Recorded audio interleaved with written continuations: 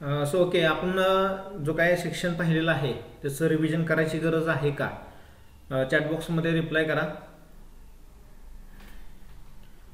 माझ्या मते मी यूट्यूबला एक व्हिडिओ टाकलेला आहे, त्याच्यामध्ये आपण कनेक्टिव्हचा पण अभ्यास केलेला आहे. ओके, ठीक आहे, रिव्हिजन करायची गरज नाही आहे. तर आपण आता ॲक्च्युअल एक्झाम्पल्स पाहूया. एक्झरसाइज 1.1.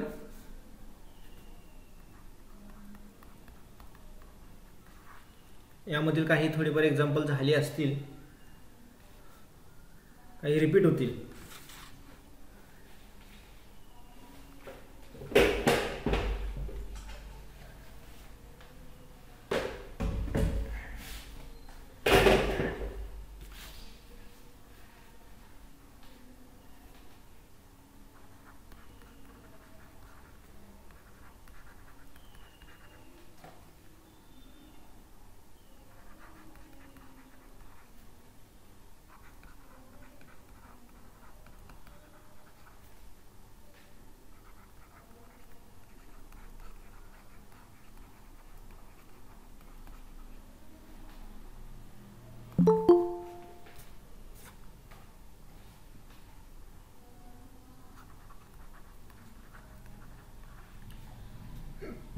स्क्रीनवरती लिहिलेलं सर्वांना दिसते का बघा क्लिअर?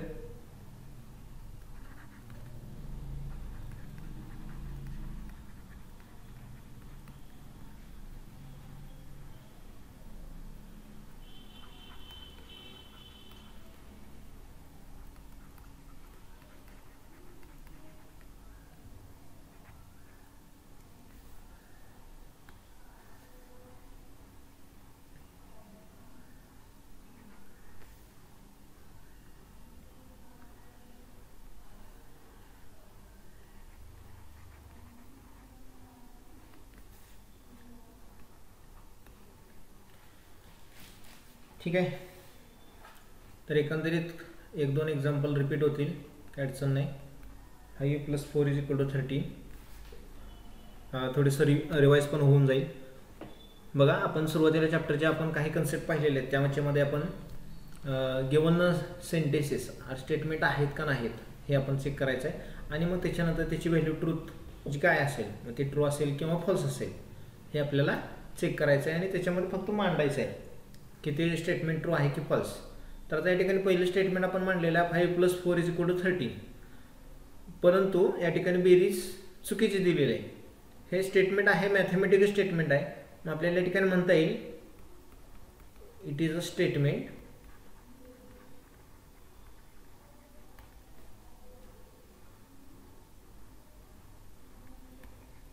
and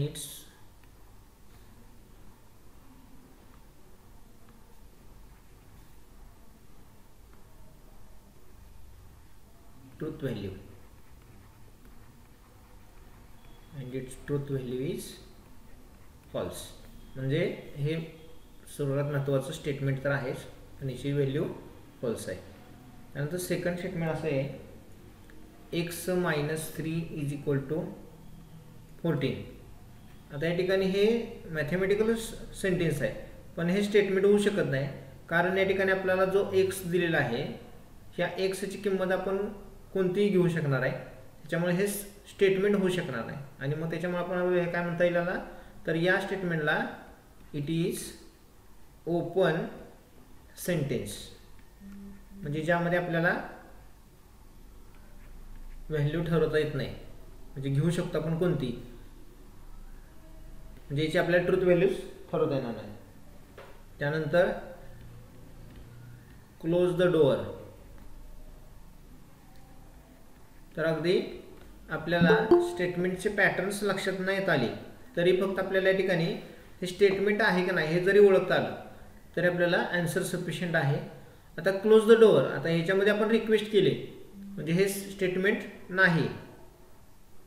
ठीक आहे, म्हणजे या ठिकाणी फक्त एवढंच मांडायचं आहे, it is not statement.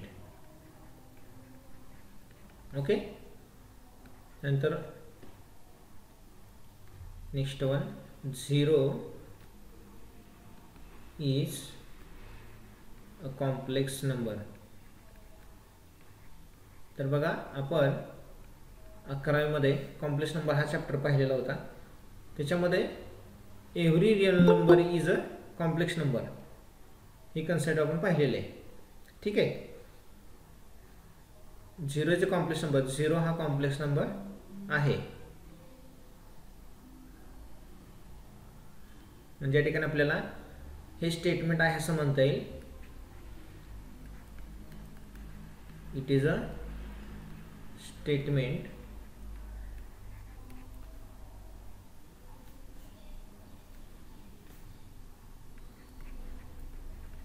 then its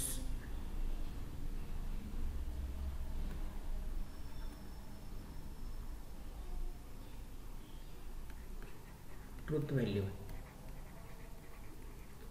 is t, only t. आता या ठिकाणी पहिल्या एक्झाम्पलमध्ये बघा हे स्टेटमेंट आहे पण ते चुकीचं होतं, त्यामुळे आपण त्या ठिकाणी फक्त फॉल्स म्हणलेलं आहे. म्हणजे फॉल्समधलं एफ कॅपिटल मांडायचं आहे आणि जर का ते स्टेटमेंट ट्रू असेल तर फक्त त्या ठिकाणी टी मांडायचं आहे. त्यानंतर आणखी एक एक्झाम्पल आपण बघूयात.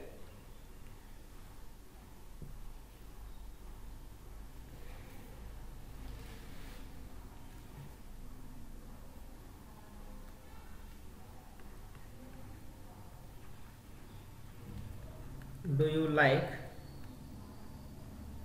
like mathematics?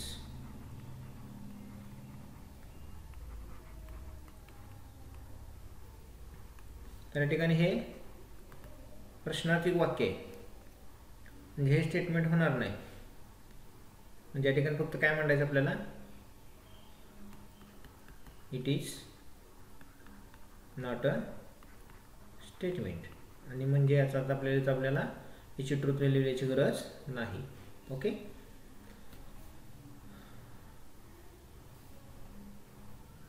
मग अशाच प्रकारे काही एक्झाम्पल आपण होमवर्कसाठी मांडूयात.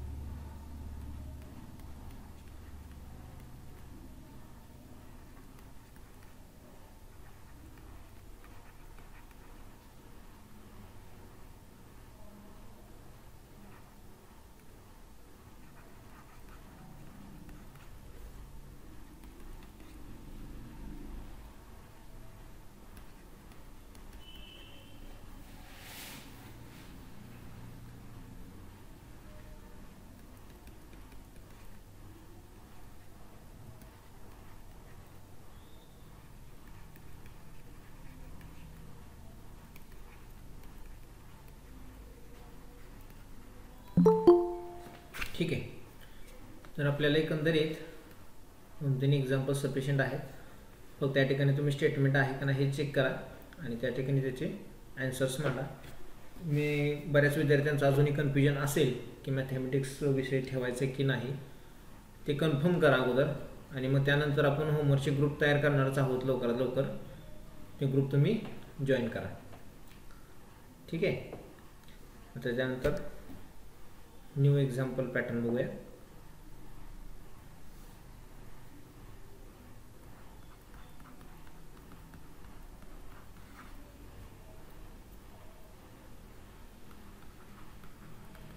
write the following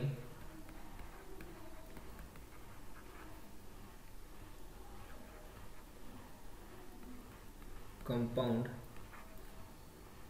statements. माझ्या मते चालू लेक्चरलाच तुम्ही जर लिहून घ्यायला सुरुवात केली तर बरंचसं काम तुमचं सोपं होणार आहे.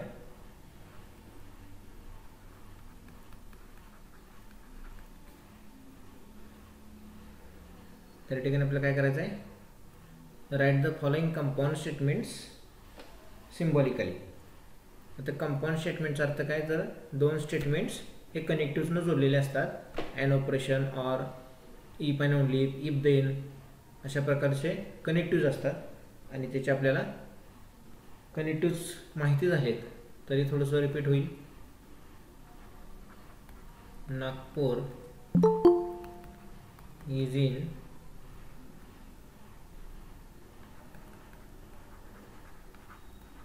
महाराष्ट्र and Chennai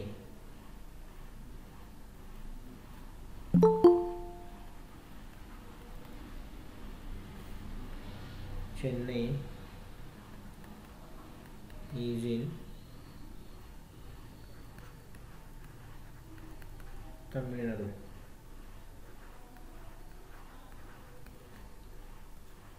ठीक आहे. तर आता ठरल्याप्रमाणे काय करायचं आहे, सुरुवातीला जे कंपाऊंड स्टेटमेंट दिलेलं आहे त्याच्यामध्ये कनेक्टिव्ह शोधा. आता या ठिकाणी कनेक्टिव्ह आहे अँड, म्हणजे अँड पूर्वीचं एक स्टेटमेंट आहे अँड नंतरचं एक स्टेटमेंट आहे. तर काय करायचं आहे, पहिलं स्टेटमेंट आहे त्याच्यासाठी पी लेटर वापरायचं. नागपूर इज इन महाराष्ट्र आणि त्यानंतर क्यू स्टेटमेंट आहे चेन्नई इज इन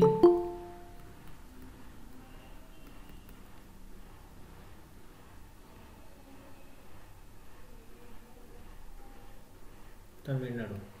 ओके. तर आता हे दोन आपले मेन स्टेटमेंट झाले आणि मग त्याचं सिम्बॉलिक फॉर्म आपल्याला मांडायचं आहे. देअरफॉर सिम्बॉलिक फॉर्म इज, मी बरेच एक्झाम्पल रिपीट्स करण्याचं रिझन तेच आहे की बऱ्याच विद्यार्थ्यांचं मॅथ्स ठेवायचं की न ठेवायचं ह्या निर्णयावरती आहे. त्याच्यामुळं ज्यांनी अचानक मॅथ्स ठेवायचा निर्णय घेतलेला आहे त्यांना थोडंफार समजायला सोपं जाईल. त्यामुळे अजूनही काही कन्सेप्ट स्लो चाललेले आहेत आणि ऑनलाईन लेक्चरला घेतलेले कन्सेप्ट्स ऑफलाईनला घेतली जाणार नाहीत, हे लक्षात ठेवा. ठीक आहे. आपल्याला या ठिकाणी सिम्बॉलिक फॉर्म मांडायचा आहे पी अँड क्यू, एवढंच लिहायचं आहे. 2 मार्काला किंवा 1 मार्काला एक्झाम्पल येते. त्यानंतर सेकंड एक्झाम्पल बघूयात.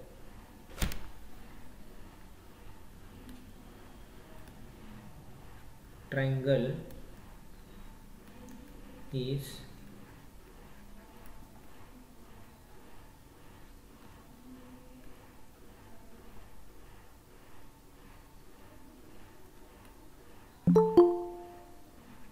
equilateral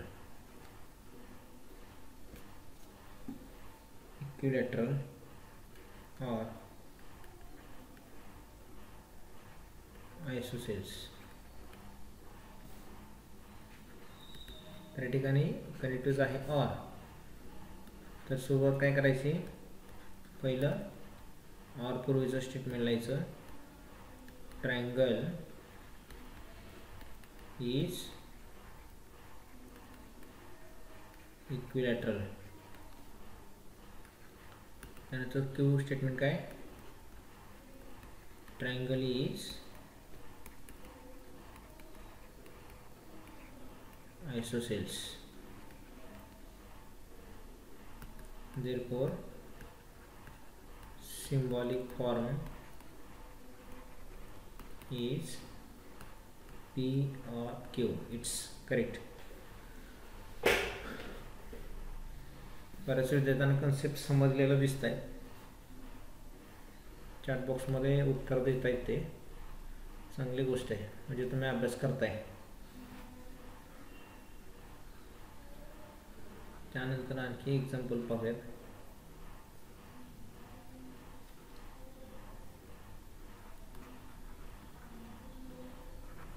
The angle is right angle. The angle is right angle if and only if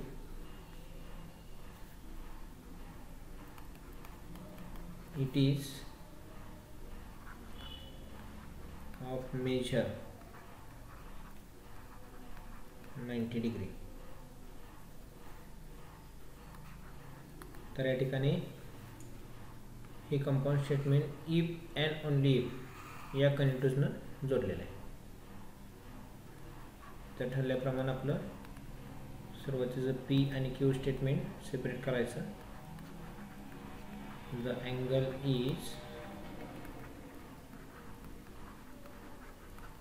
right angle आणि second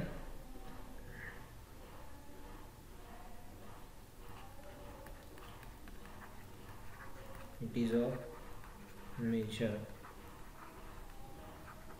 90 degree. Therefore symbolic form is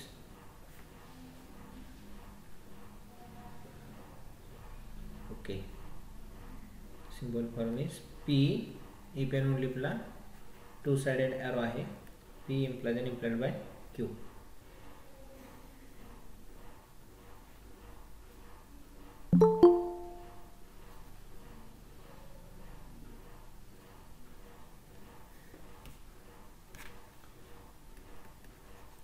एक एक्झाम्पल आणखी एक आहे बघूया.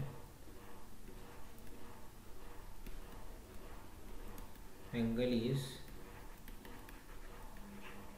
neither acute nor obtuse. आता या कंपाऊंड स्टेटमेंटमध्ये तुम्हाला प्रश्न पडला असेल की तर या ठिकाणी कनेक्टिव्ह कोणतंच दिसत नाही, नायदर नॉर, म्हणजे हेही नाही तेही नाही. तर या ठिकाणी आपल्याला असं म्हणता येईल लेट पी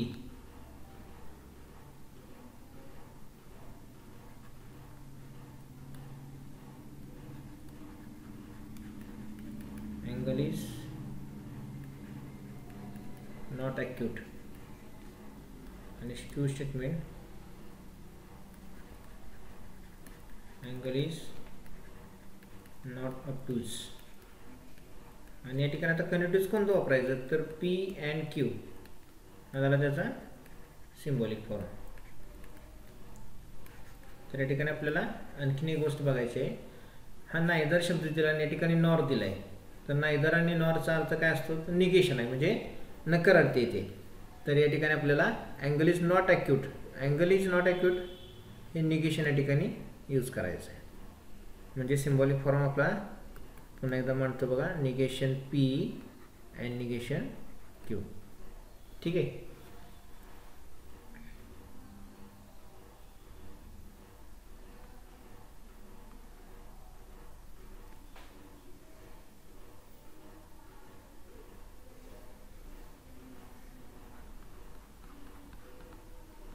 एक्झाम्पल नंबर 3.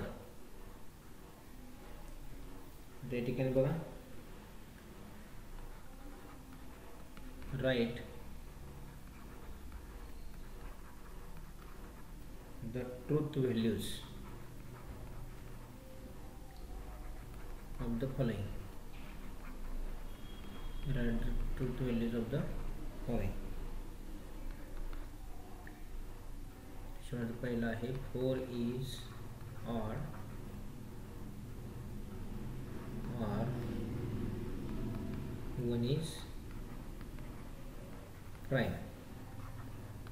तर या ठिकाणी बघा कॉन्सेप्ट काय आहे, हे कंपाऊंड स्टेटमेंट आहे आणि त्याचबरोबर आपल्याला याची ट्रूथ व्हॅल्यूज लिहायचे. तर या ठिकाणी आपल्याला काय करावं लागेल, सुरुवातीला सिम्बॉलिक फॉर्म मांडावं लागेल आणि मग त्याच्यानंतर आपल्याला त्याची पूर्ण कंपाऊंड स्टेटमेंटची ट्रूथ व्हॅल्यूज मांडता येईल. तर काय करायचं पहिल्यांदा बघा, लेट पी स्टेटमेंट काय, 4 इज ऑड. क्यू स्टेटमेंट काय आपलं, 1 is prime. Then symbolic form काय असेल आपला, therefore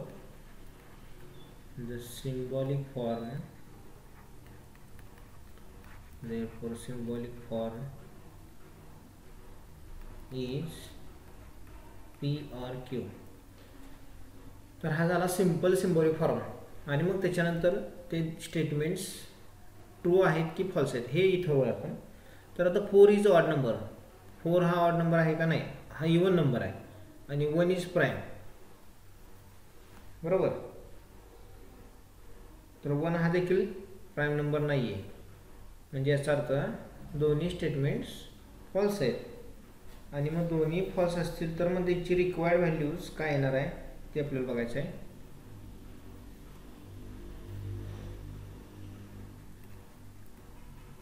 the truth value of P and Q are capital F. आता P आणि Q ह्या दोन्हीची ट्रूथ व्हॅल्यूज कॅपिटल F आले. Therefore the truth value of P or Q is F.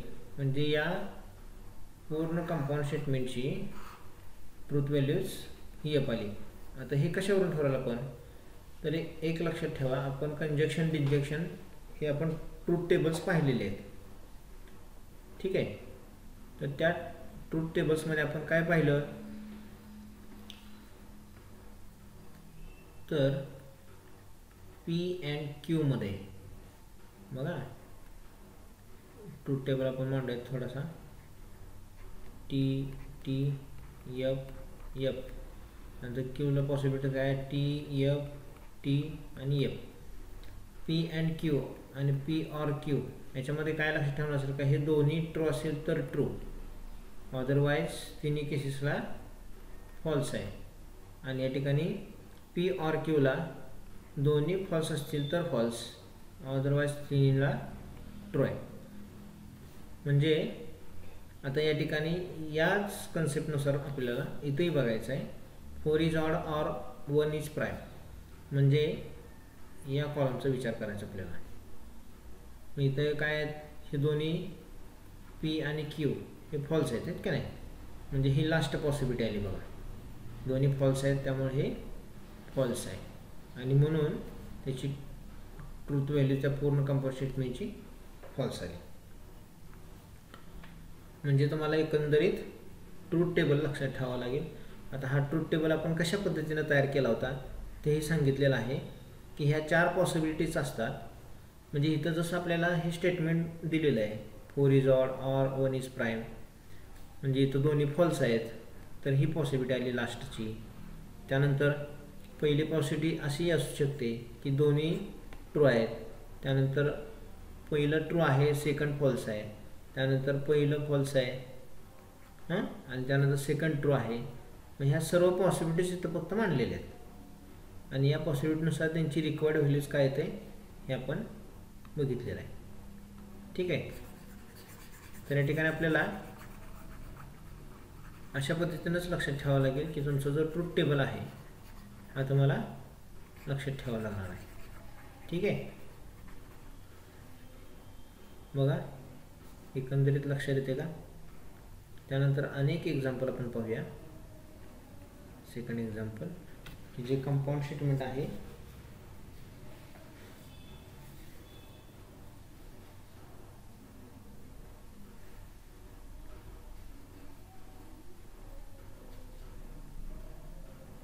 Five is a prime. number, 5 is a prime number and 7 divides 94.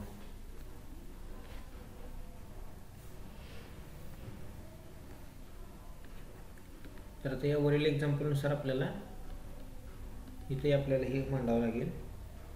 5 is a prime number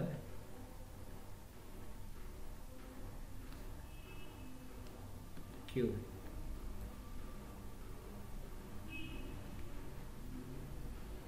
7 divides 94. तर त्या ठिकाणी continuous and आलेला आहे.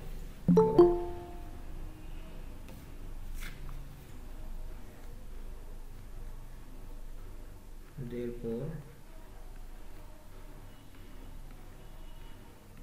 the symbolic form is P and Q. बरोबर. आता त्यानंतर दोन्हीची truth values पहा.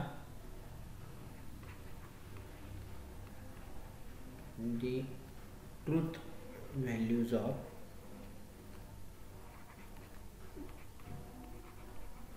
P and Q R. आता P and Q R असं का म्हटलेलं आहे बघा. तर आता हे P म्हणजे पहिलं स्टेटमेंट. पहिलं स्टेटमेंट काय, 5 is prime number. 5 is prime number. तर आता या ठिकाणी हा 5 हा प्राईम नंबर आहे म्हणजे या P ची ट्रूथ व्हॅल्यूज T आली. त्यानंतर 7 डिवाइड्स 94. आता या 7 न 94 ला डिवाइड जातं का, नाही जाणार. म्हणजे याचा अर्थ एन एफ रिस्पेक्टिवली.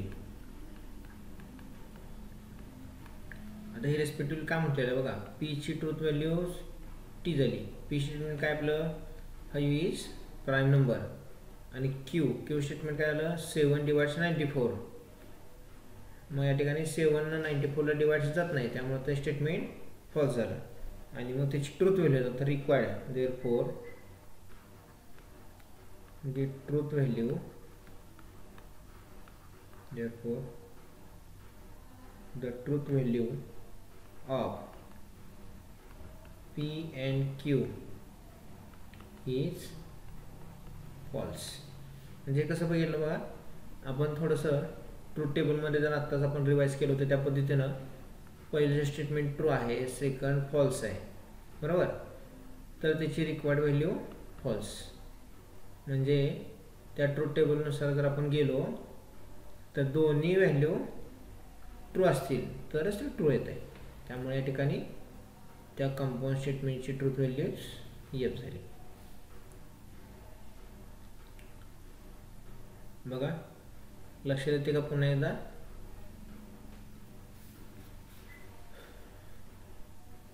अँड कनेक्टिव्हजनं जोडलेलं वाक्य जर असेल तर त्या ठिकाणी दोन्ही ट्रू असेल तरच रिक्वायर्ड व्हॅल्यू ट्रू येते, अन्यथा फॉल्स येते.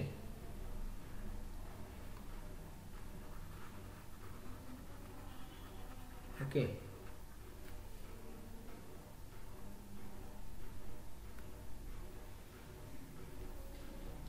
त्यानंतर आपण आणखी एक्झाम्पल पाहूया.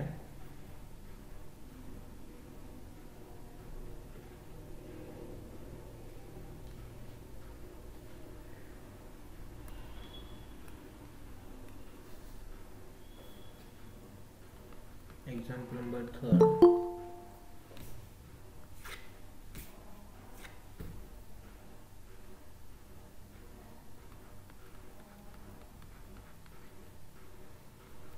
Milk is white.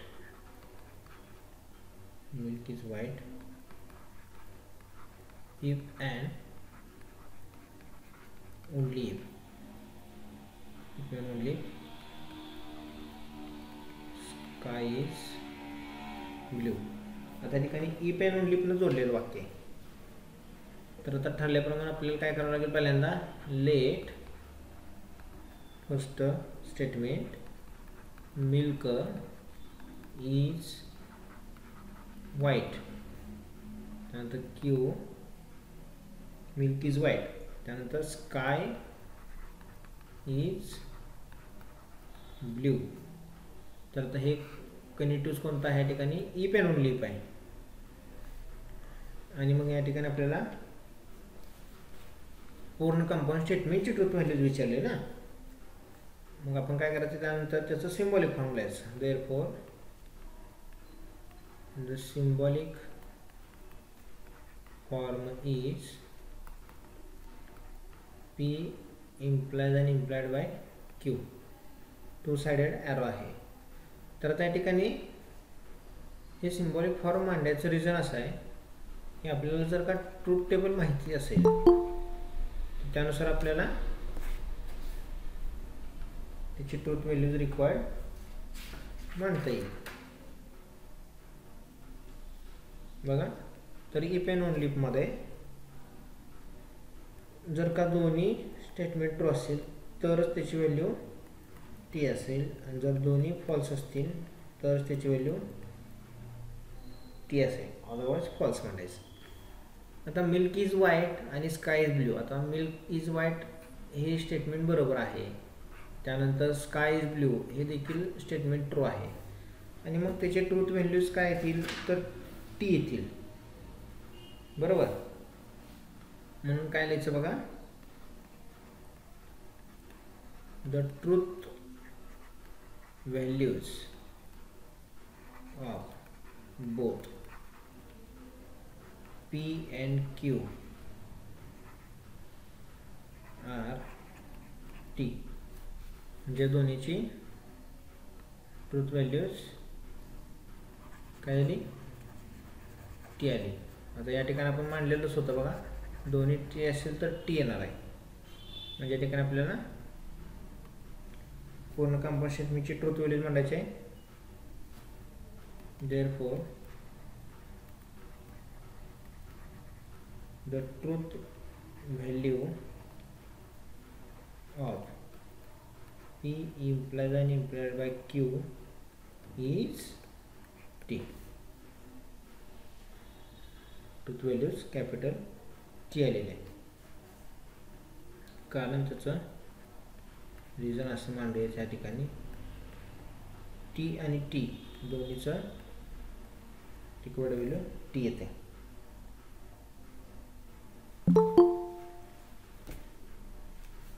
तर आपण होमवर्कसाठी काही एक्झाम्पल्स देऊयात.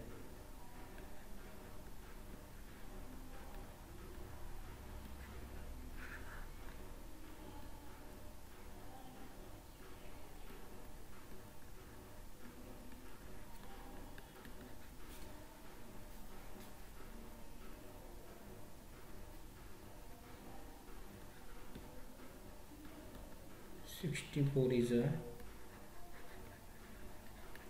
perfect square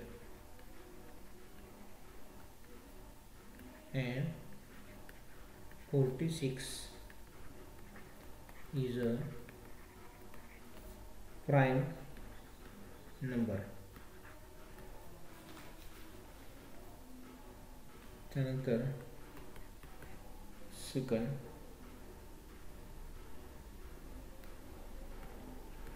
if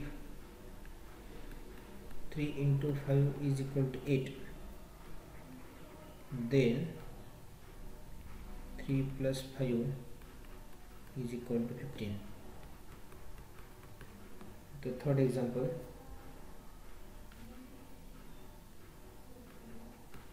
(24) is a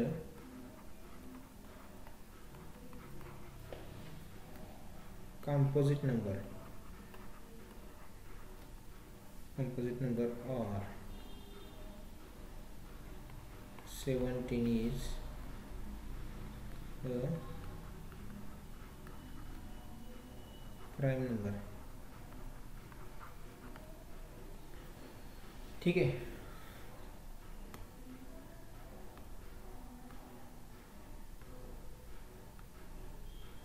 तर आजच्या होमवर्क्समध्ये हे 3 एक्झाम्पल्स आहेत आणि आपण आत्ता दिलेले हे 3 एक्झाम्पल्स असे एकूण 6 एक्झाम्पल्स आपण होमवर्कसाठी दिलेले आहेत. त्या पद्धतीने तुम्ही अभ्यासाला सुरुवात करा.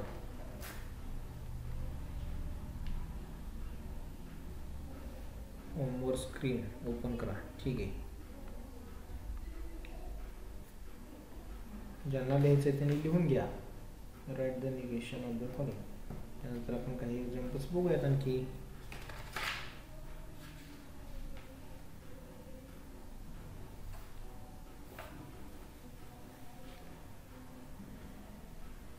सेकंड वाली. ओके.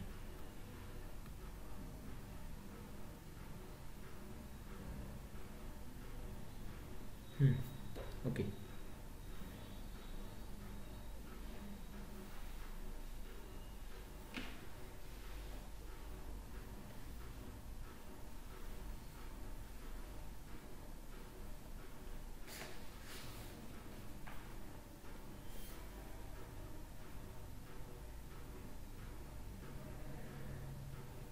बघा झालं असेल सर्वांचं.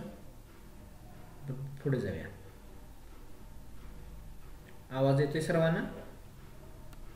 ओके.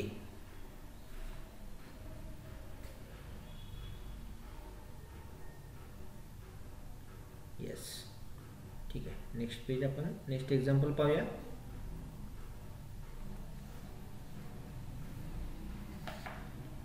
एक्झाम्पल नंबर 4 ना. 1 2 3 4. Example number 4.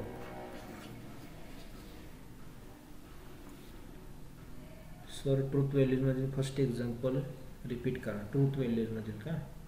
एक मिनिट. ट्रूथ व्हॅल्यूजमधील हे का बघा. Truth values of compound statement. आता कोणीतरी शंका विचारली होती. ट्रूथ व्हॅल्यूजमधील फर्स्ट एक्झाम्पल रिपीट करा.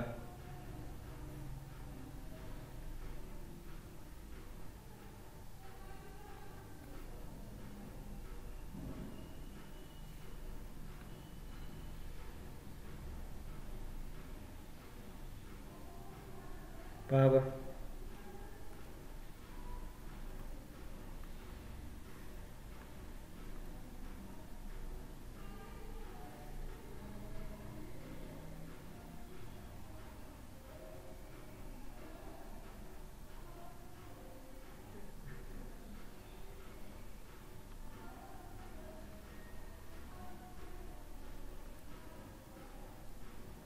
ठीक आहे. Example number next. Right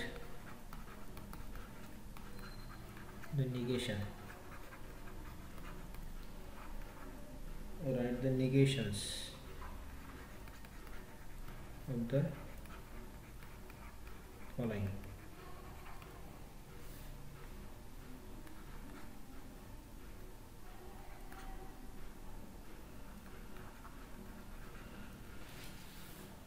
Tirupati is in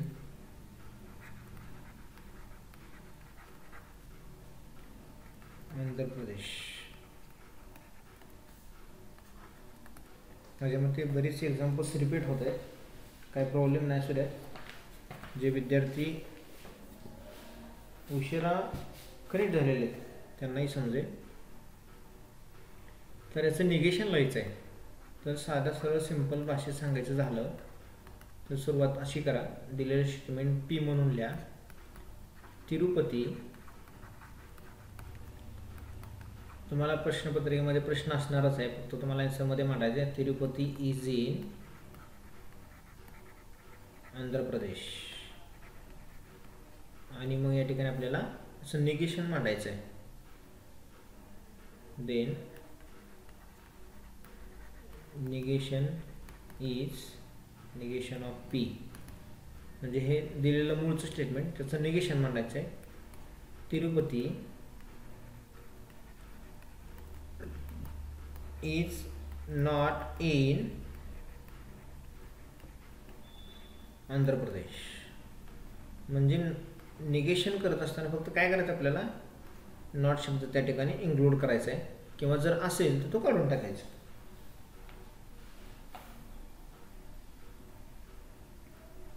त्यानंतर नेक्स्ट एक्झाम्पल बघूया आपण.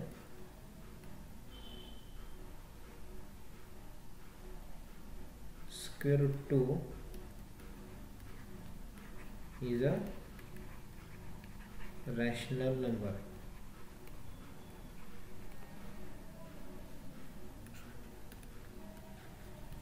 Let P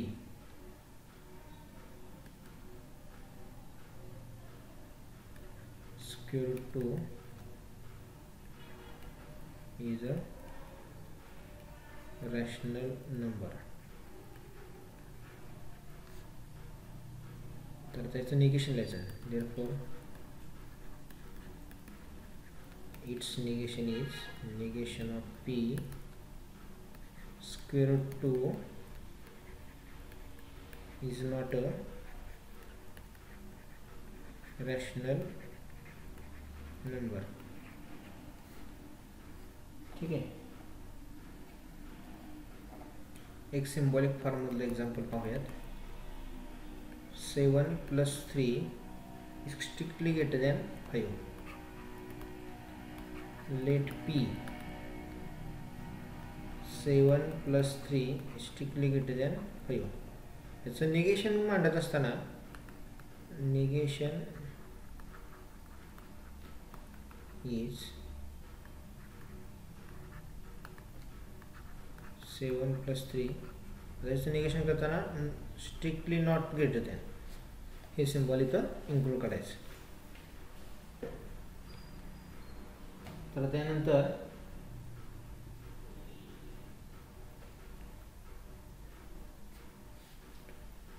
दोन एक्झाम्पल होमवर्कसाठी देतो. ठीक आहे. आपण एकंदरीत एक्झाम्पल्स कोणकोणते पाहिलेत ते आपण रिपीट करणार आहोत.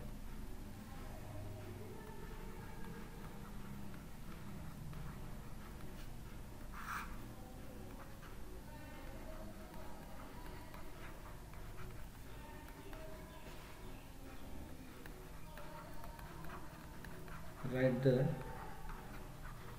निगेशन. इक्वल सिम्बॉल असेल तरी नॉट इक्वल सिम्बॉल करायचं ना. ओके, बरोबर आहे. Write the negations of the following. शक्यतो जे काही शंका असेल ते लेक्चर नंतर विचारू शकताय तुम्ही. आपण काय लगेच मीटिंग ऑफ करणार नाही, परंतु शंका याव्यात. तुमच्या शंका असतील तर पेजवरती मांडून ठेवा आणि लास्टला विचारा. 3 is not a root. 3 is not a root of the equation. 3 is not a root of equation x square plus 3x minus 18 is equal to 0. तर हे क्वाड्रेटिक इक्वेशन आहे. 3 इज नॉट इक्वेशन. तर आपल्याला या ठिकाणी रूट आहे की नाही हे चेक करायचंच नाही आहे. आपल्याला फक्त इथं काय करायचं आहे, ह्या स्टेटमेंटचं निगेशन तयार करायचं आहे. मी इथं फक्त नॉट शब्द टाकला तो काढून टाका. 3 is a route of the equation एवढं मांडायचं. म्हणजे हा होमवर्क मधील एक्झाम्पल एक झालं आहे तुमचं सोडवून. त्यानंतर polygon ABCDE is a pentagon. त्या ठिकाणी काय करावं लागेल तुम्हाला, इज नंतर नॉट शब्द या ठिकाणी मांडावा लागेल. निगेशन तयार झालं. ठीक आहे. आज आपण एकंदरीत 3 ते 4 टाईपचे एक्झाम्पल्स पाहिलेले आहेत. त्यावरील एक होमवर्कसाठी सुद्धा एक्झाम्पल्स दिलेले आहेत. ज्यांना कोणाला काय शंका असेल तर विचारा. तुमचा स्पीकर चालू करू शकताय. आणि मोस्ट ऑफ दी लेक्चर्स आपण मॉर्निंग सेक्शनलाच घेणार आहोत. कारण सायंकाळी गुरुकुलचं लेक्चर असते, त्यानंतर केमिस्ट्रीचं लेक्चर असते, त्याच्यामुळं टाईम मॅनेज होत नाही आहे. त्यामुळे इथून पुढं आहे हेच टायमिंग शक्यतो असेल. माझ्या मते योग्य टायमिंग आहे ते 8:30 ते 9:30. 8ला नाही का जमणार, बघूयात, प्रयत्न करूया आपण. टेलिग्रामला लेक्चर पाठवणार की बाळा, 100% पाठवणार. टेलिग्रामलाही असेल, यूट्यूबलाही असेल. आता हा इथून पुढचे सगळे व्हिडिओ तुम्हाला टेलिग्राम अल्सो यूट्यूबला पाहायला मिळतील. आणखी काय शंका?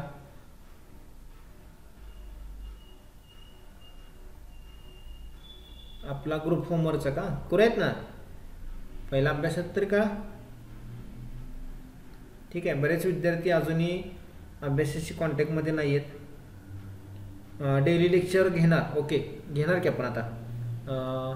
I think tomorrow is holiday, मला वाटतं उद्या आणि परवा सुट्टी असेल, त्यामुळे शक्यतो होणार नाही लेक्चर. सोमवारपासून पुन्हा कंटिन्यू करू आपण.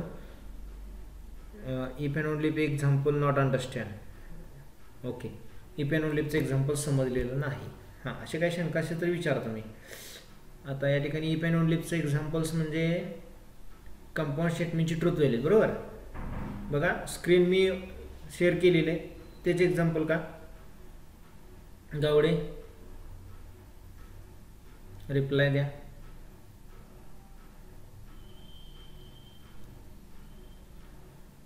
ज्या विद्यार्थ्यांना अजूनही माहिती नाही ऑनलाईन लेक्चर्स चालू आहेत आणि मॅथमॅटिक्स ठेवायचं आहे की नाही ठेवायचं, तुम्ही पर्सनल कॉल करूनही विचारू शकता मला. ठीक आहे, आणि होमवर्क ग्रुप तयार केल्यानंतर ज्यांना मॅथ्स ठेवायचं आहे त्यांनीच ग्रुप जॉईन करा, म्हणजे माझ्याही लक्षात येईल की याच फक्त विद्यार्थ्यांचा मॅथ्स आहे. ठीक आहे, आता हे एक्झाम्पल थोडंसं आपण रिपीट करूयात. आता या ठिकाणी काय सांगितले बघा, milk is white if and only sky is blue. आता इफ अँड ओनलीला आपण सिम्बॉल हे वापरतो, 2 साइडेड ॲरोचं. ठीक आहे, तर आता या ठिकाणी मला ते PPT ते रिपीट करता येणार नाही आहे. पाठीमागच्या लेक्चरमध्ये आपण यूट्यूबचं लेक्चर बघा तुम्ही, त्याच्यामध्ये आपण ट्रूथ टेबल पुन्हा एकदा रिपीट केलेत मी. तर आपल्याला काय करायचं आहे, इफ अँड ओनली इफ ते ट्रूथ टेबल आपल्याला पाहावं लागेल. तर त्या ठिकाणी आपल्याला बघा PQ, त्यानंतर P इम्प्लाइज आणि इम्प्लाइड बाय Q. तर आता या P आणि Qच्या पण पॉसिबिलिटीज काय म्हणतो, Pच्या पहिल्या दोन्ही ट्रू, त्यानंतर दोन्ही फॉल्स, त्यानंतर Q ट्रू फॉल्स ट्रू आणि फॉल्स, बरोबर. आणि मग त्याची रिक्वायर्ड व्हॅल्यू दोन्ही T असतील, बरोबर का. इफ अँड ओनलीला काय कंडिशन आहे, तर दोन्ही ट्रू असेल तर ट्रू आणि दोन्ही फॉल्स असेल तरच ट्रू, आणि ह्या दोन्ही कंडिशन्स काय फॉल्स आहेत. तर आपण जे एक्झाम्पल पाहिलेलं आहे त्या एक्झाम्पलमध्ये बघा, पुन्हा एकदा आपण पाठीमागं जाऊया. तर याच्यामध्ये आपण काय पाहिलं की हे दोन्ही ट्रू आहेत, त्याच्यामुळे त्याची ट्रूथ व्हॅल्यूज T आलेले आहे. हे दोन्ही ट्रू काय आहे, तर मिल्क इज व्हाईट, मिल्कचा कलर व्हाईटच असतो, त्याच्यामुळं त्याची व्हॅल्यू ट्रू आलेली आहे, बरोबर. म्हणून आपण या ठिकाणी काय म्हटलं, द ट्रूथ व्हॅल्यूज ऑफ, बघा या ठिकाणी आपण म्हणताना म्हटलेलं आहे the truth values of both P and Q are T, म्हणजे P आणि Q या दोन्हीची ट्रूथ व्हॅल्यू T आहे आणि म्हणून त्याची रिक्वायर्ड ट्रूथ व्हॅल्यूज T आलेले आहे. ओके, अजून काय शंका असेल तर विचारा.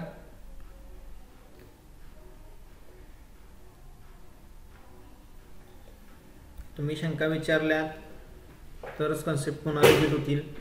बरेच विद्यार्थी लेफ्ट होत आहेत, याचा अर्थ तुम्हाला समजलेला आहे.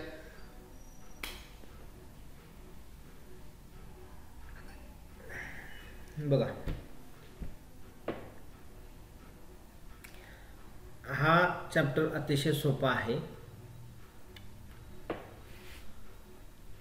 आणि यानंतरचा जो चॅप्टर आहे तो देखील सोपा आहे, मॅट्रायसिस. मोस्ट ऑफ दी पहिल्या दोन्ही चॅप्टरवरती मुलं स्कोरिंग करतात. पेपर सेकंडमध्ये थोडासा फॉर्म्युल्याचा भाग असल्यामुळं डेरिव्हेटिव्ह इंटिग्रेशनमध्ये मार्क्स कमी येण्याची शक्यता असते. परंतु मी एक मत मांडतो की ज्या विद्यार्थ्यांचा मॅथ्स असेल त्या विद्यार्थ्यांना 101% फिजिक्स आणि केमिस्ट्री ऑल्सो तुम्हाला सोपा जाणार आहे. जर का तुम्हाला ओपिनियन घ्यायचं असेल,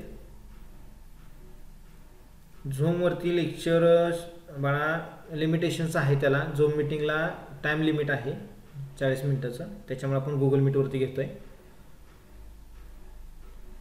तर तुम्हाला ओपिनियन घ्यायचं असेल तर पाठीमागील जी मुलं 12वीला होती ज्यांनी मॅथ्स ठेवलेला आहे किंवा ज्यांनी मॅथ्स ठेवलेला नाही त्यांनाही विचारा की फायदे काय आहेत आणि तोटे काय आहेत. ठीक आहे. तर एकंदरीत समजलं असेल तर आज आपण आजचं लेक्चर या ठिकाणीच थांबूयात. आता यानंतरची सूचना पडल्यानंतर ग्रुपवरती आपण लेक्चर घेऊयात. Okay okay. ज्यांना कोणाला शंका विचारायची त्यांनी स्पीकर चालू करा आणि डायरेक्टली तुम्ही विचारू शकताय.